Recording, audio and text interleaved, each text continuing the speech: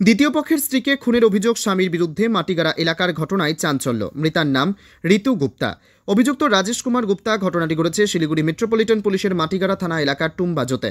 জানা গিয়েছে রাজেশ কুমার গুপ্তা সোনি নামে ওই ব্যক্তি প্রথমে বিয়ে করেছিলেন রেখা গুপ্তা নামে এক মহিলাকে। সেই পক্ষের 2 সন্তান রয়েছে তার। এরপর 12 বছর আগে আবার রাজেশ কুমার গুপ্তা সোনি রীতা সাহা নামে এক মহিলাকে বিয়ে করেন। এরপর থেকেই শুরু হয় অশান্তি।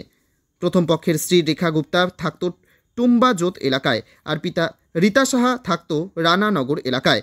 অভিযোগ, প্রতিদিন রাতে রাজেশ কুমার গুপ্তা শনি রানানগরে তার দ্বিতীয় পক্ষের স্ত্রীর বাড়িতে আসতেন, কিন্তু গতকাল রাতে বাড়ি ফিরছিলেন না রাজেশ কুমার গুপ্তা সোনি।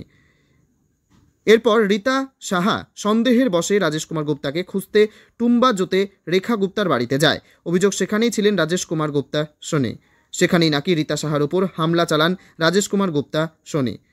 তার প্রথম পক্ষের স্ত্রী রেখা গুপ্তা এবং তার 2 সন্তান। ধারালো অস্ত্রশস্ত্র দিয়ে আঘাত করা হয় রীতা সাহাকে। এরপর আশঙ্কাজনক অবস্থায় তাকে নিয়ে যাওয়া হয় উত্তরবঙ্গ মেডিকেল কলেজ হাসপাতালে। সেখানে চিকিৎসকরা তাকে মৃত ঘোষণা করে। এরপর খবর পেয়ে ছুটে আসে তার পরিবারের লোকজন। গোটা বিষয়টি বুঝতে পেরে জামাই রাজেশ কুমার গুপ্তা সোনি সহ রেখা গুপ্তা এবং তার 2 ছেলের নামে মাটিগাড়া থানায় অভিযোগ দায়ের করে রীতা সাহার বাপের বাড়ির লোকজন। অভিযোগের ভিত্তিতে তদন্তে নামে মাটিগাড়া থানার পুলিশ। গ্রেপ্তার করা হয় রাজেশ কুমার গুপ্তা সোনিকে। জানা গিয়েছে রাজেশ কুমার গুপ্তা স্থানীয় তৃণমূল কংগ্রেসের নেতা। পুলিশ এই ঘটনায় তদন্তে নেমে বাকিদের খোঁজেও তল্লাশি শুরু করেছে। আজ অভিযুক্ত রাজেশ কুমার গুপ্তা সোনিকে শিলিগুড়ি আদালতে পেশ করা হয়।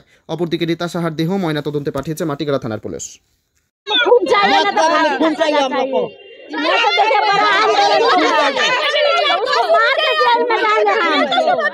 मार के हम जेल में जाएंगे।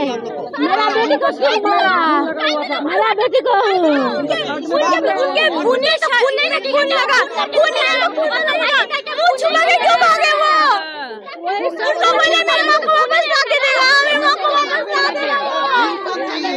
या तो मेरे माँ को वापस ला, या तो उनको बोल देगा इंसाफ चाहिए तो चाहिए, जैसे भी इंसाफ हो इंसाफ चाहिए मुझे। उसको फांसी होना